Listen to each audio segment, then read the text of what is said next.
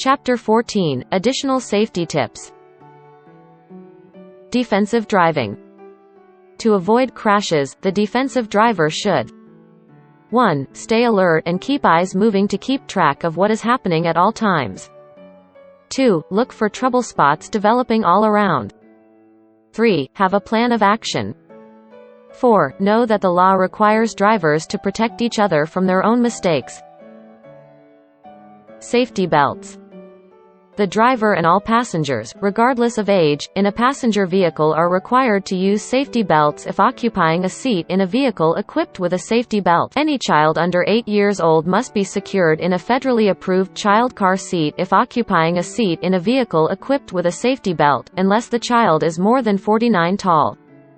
Safety belt requirements include pickups, SUVs, and trucks. Safety belts help keep you 1. From being thrown from your car. Your chances of being killed are 5 times greater if you are thrown from your car. 2. From hitting the dashboard too hard. 3. In better control of your car. Whatever your reason for not wearing safety belts, it is dangerous and violates state law. Penalties for driving without a safety belt. A driver can receive a citation for not wearing his/her safety belt and for not having each child under the age of 17 in a safety seat or safety belt. Anyone who is at least 15 years of age can receive a citation for not wearing a safety belt. There are no exemptions to the safety belt laws. However, there are some defenses to prosecution for postal workers, individuals who deliver the newspaper, utility workers, solid waste truck workers, certain commercial farm vehicle operators, or medical reasons with a physician's note. Table 39. Penalties for not wearing a required safety belt. Conviction. Driving a vehicle without a safety belt. Penalty. A fine of $25 to $50.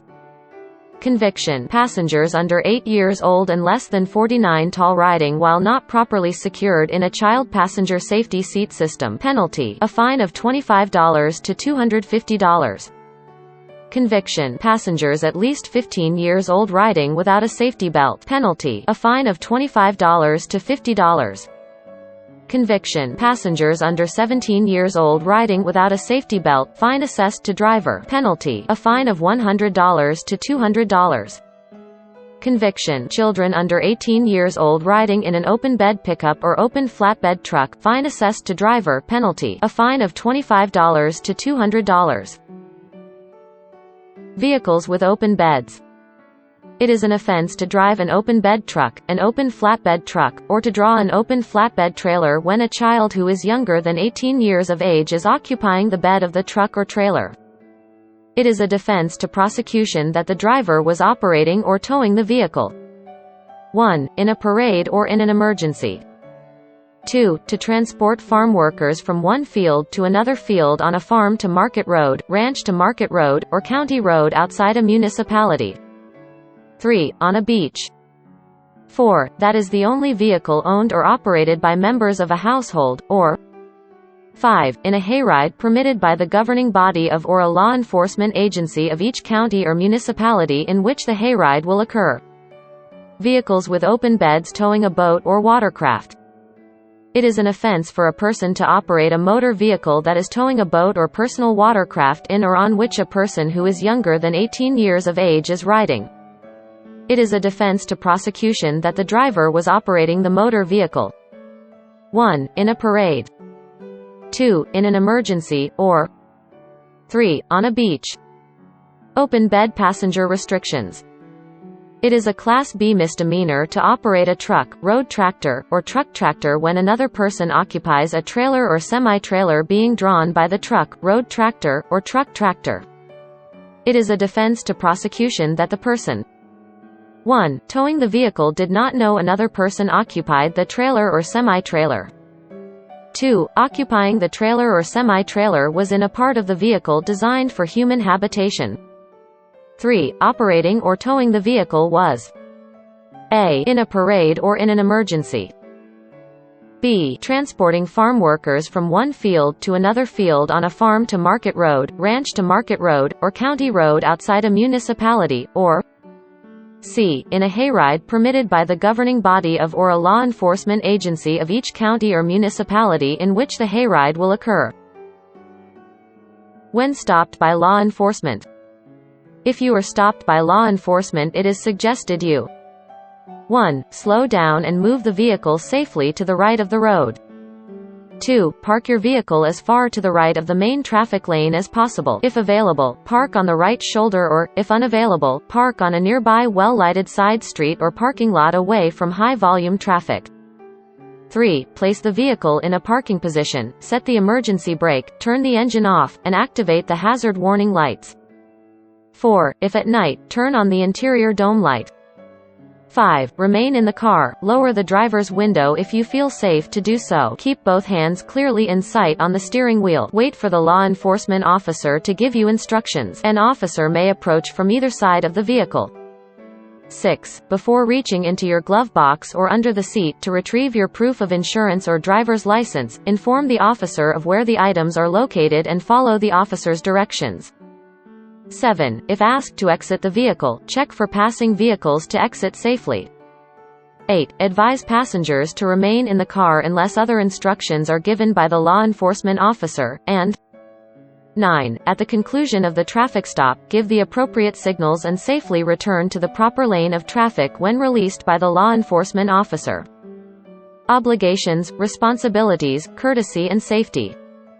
State law requires a driver to immediately stop when approached by an authorized emergency vehicle, and you may be arrested if you do not stop immediately. If you feel the area is unsafe to stop immediately, or if you have concerns the vehicle is not a real police vehicle, you can take the following steps to minimize the risk of being arrested or charges being filed against you. Turn on your hazard lights and drive slowly and carefully below the posted speed limit. You may call 911 and remain on the phone with the operator while you stop and verify the officer's identity. You may drive to a nearby well-lighted, populated place to stop. It is important to understand that law enforcement jurisdictions overlap, and a local 911 call center operator may not be able to immediately determine what officer is working in that area at that time. If you stop in an unsafe location, such as on a bridge or a high-traffic roadway, an officer may direct you over the public address speaker to move to a safer location. Follow the officer's directions. Law enforcement officers, drivers, and passengers should respond with courtesy during traffic stops and other officer-citizen interactions. Drivers and passengers should not exit the vehicle unless asked to do so. Exiting your vehicle may be perceived as aggressive behavior and a threat to the officer's safety. Drivers and passengers inside a vehicle should not attempt to reach, dig, or search for their license or insurance documents before or while an officer is approaching. Drivers who transport handguns in their vehicles are encouraged to keep them in a separate location from license and insurance documentation. During a traffic stop, the driver and any passengers are subjected to an investigative detention, which may only last for a reasonable amount of time. Passengers can ask the officer if they are free to leave and do so if the officer agrees. Law enforcement may ask questions during this time. You cannot be punished for refusing to answer questions. However, drivers are required by law to display a driver license when requested by an officer. If you are lawfully detained or arrested, you are also required to give your name, residence address, and date of birth. A driver or a passenger who gives law enforcement a false or fraudulent identity or false answers may be arrested. It may be to your benefit to speak to law enforcement, such as to convey the reason you may have an emergency, or for the driver to provide the officer your name, address, and date of birth if you do not have your driver license with you. Law enforcement may also ask for consent to search your vehicle or person. You may grant or deny the request to search. However, if an officer has probable cause to believe that your vehicle contains evidence of a crime, it can be searched without your consent. If an officer reasonably believes that you have a weapon, the officer can conduct a pat-down search of your person and the immediate area around you, including areas of your vehicle. It is unlawful to physically resist a search, but you have the right to notify the officer that you do not consent to any search. Complaints or concerns. If you believe an officer has acted inappropriately during a traffic stop or other encounter, you should report that conduct to the officer's superiors and follow agency guidelines for submitting complaints against officers as soon as possible. Officers will normally provide their names and badge numbers on request, when practical. Due to the overlapping of jurisdictions, drivers should make sure they identify the correct agency as well as any identifying aspects of the officer and law enforcement vehicle.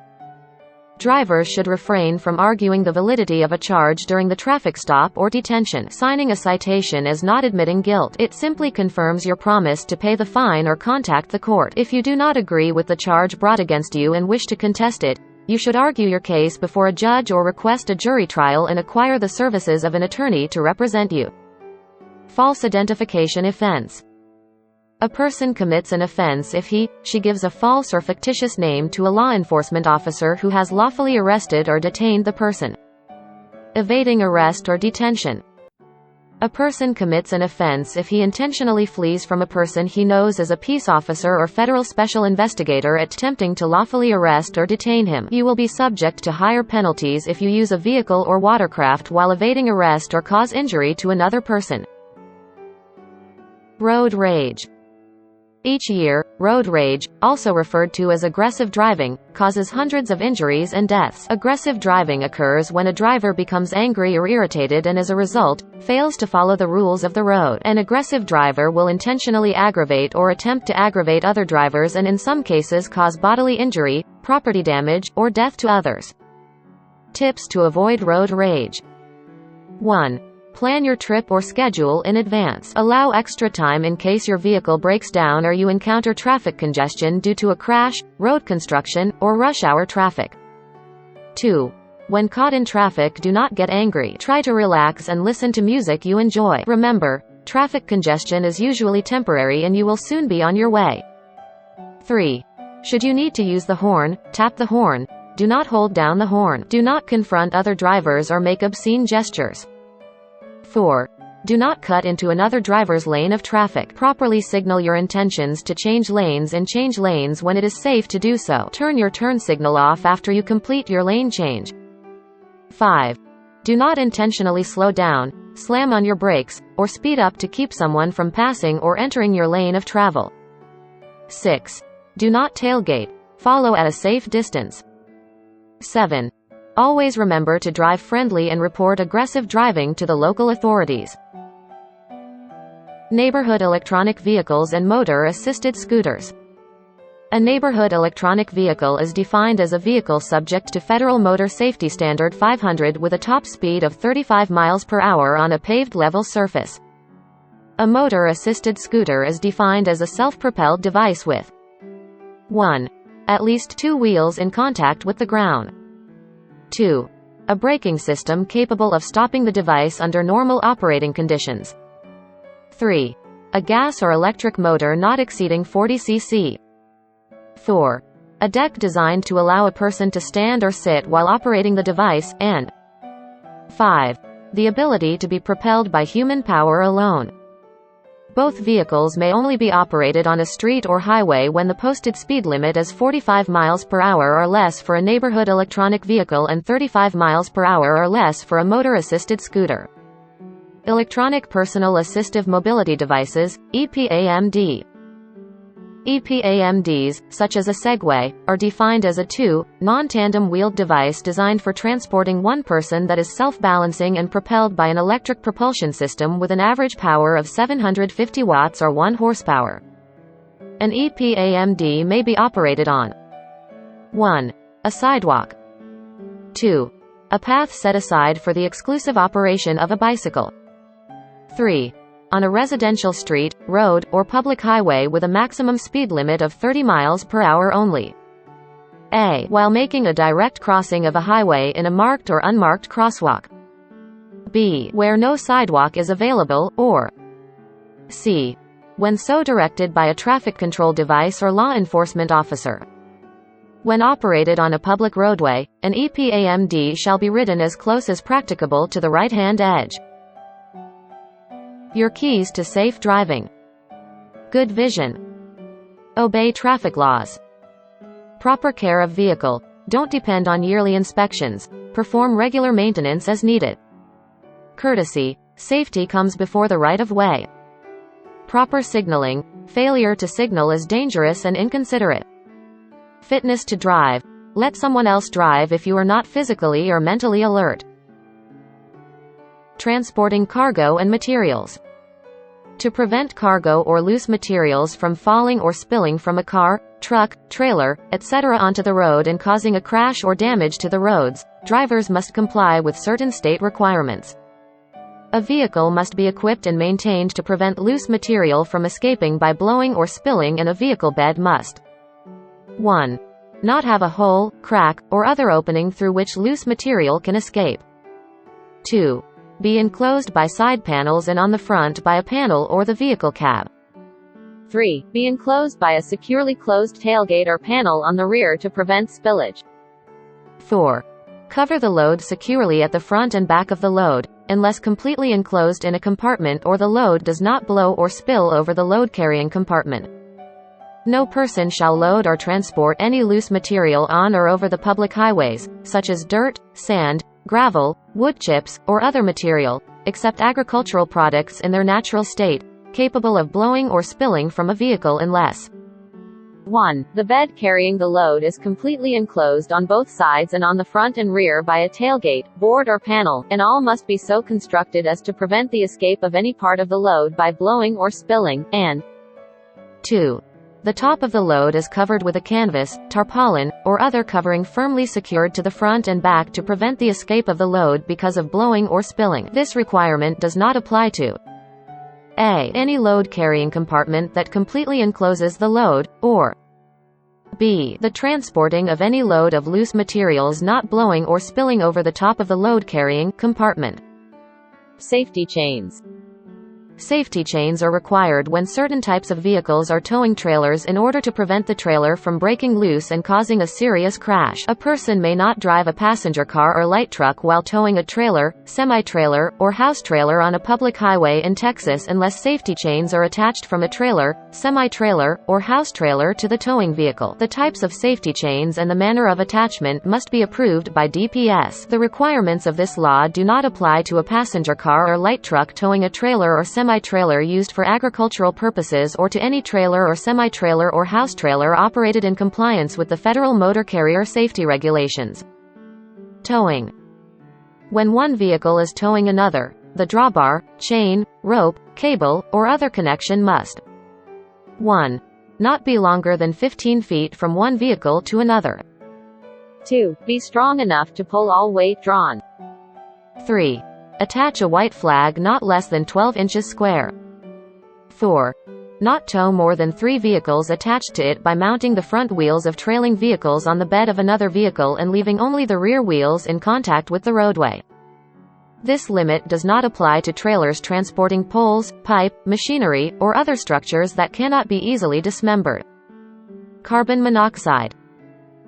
Beware of carbon monoxide poisoning. Cars produce carbon monoxide, which is deadly gas. Make sure you are getting plenty of fresh air. Don't 1. Leave the motor running in a garage. 2. Leave vents open when following closely behind another car. 3. Leave the motor running and the windows closed while the car is parked. 4. Drive with a defective muffler or exhaust system. 5. Use the heater or air conditioner in a parked car with the windows closed in an enclosed space. If you encounter a carbon monoxide poisoning victim, move them to fresh air and call 911. Steering lock operation. Vehicles have various systems used to remove the key from the ignition. Some ignitions automatically lock the steering wheel if the key is removed while moving. Here are some common steering wheel lock systems with a description on how to remove the key. Table 40. Steering wheel lock parking systems. Type of parking system. Transmission park system. Description. Shift the transmission into the park position. Turn the key to lock, then remove the key. Type of parking system. Two-hand button system. Description. This system requires 2 hands. Depress the button below the steering column. Turn the key to lock, then remove the key.